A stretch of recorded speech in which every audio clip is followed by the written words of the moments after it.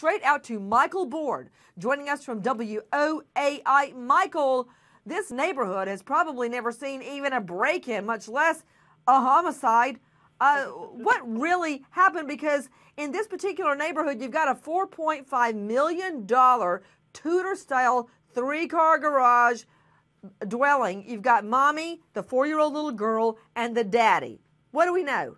Oh, it's a beautiful house, and this is one of the most exclusive suburbs in the Dallas area. They've never even seen crime in this area, so to think a murder happened here is amazing. The police, though, have dispelled a lot of what Michelle Williams told them. It was all lies.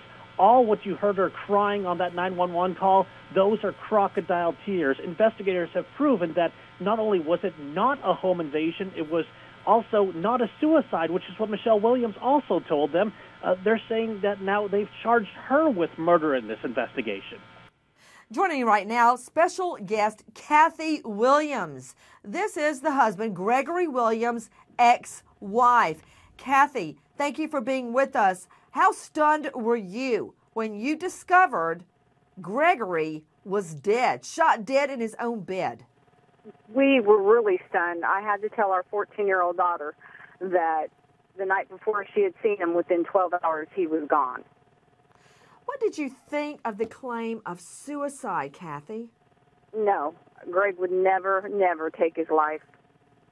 Explain. He was too strong of a man. He liked life too much. He liked to have fun. He liked to live life, and he loved his children, and he would not do that to his children. Kathy, when you say he loved life too much, even on days when we are overwhelmed or we think we're depressed or we think we've got the world's problems on our back, we have our children. When we're not strong, we have to be strong for them. How many children does Gregory have? Greg has 2 biological children, and her children are his stepchildren, and he has my oldest daughter as a stepchild that he raised since she was 2, and she's 22 now. Would he ever leave his children behind, Kathy? No, ma'am. We had a family member commit suicide December in 2010, and I've seen Greg cry 3 times in 20 years, and that was one of them.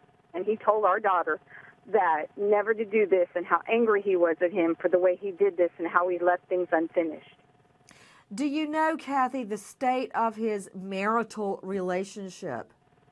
As far as I knew, there were no problems. We saw them the night before his wife and his daughter came to our daughter's choir concert at school. He went over. He was very pleasant. He videotaped her concert. I saw him give her a hug and a kiss goodbye. He walked by us and, my family and I said, have a good evening. We'll talk to you later. And that was the last time I talked to him. And how did he get hooked up with Michelle? To be honest, I don't know. I think, if I'm not mistaken, he met her on Match.com. But I'm not 100% sure. And how long had they been married? They've only been married 3 years. She had the baby a year before they got married. So he comes into a ready-made family. The baby was about 1 year old, and they've only been married 3 years? Yes, ma'am.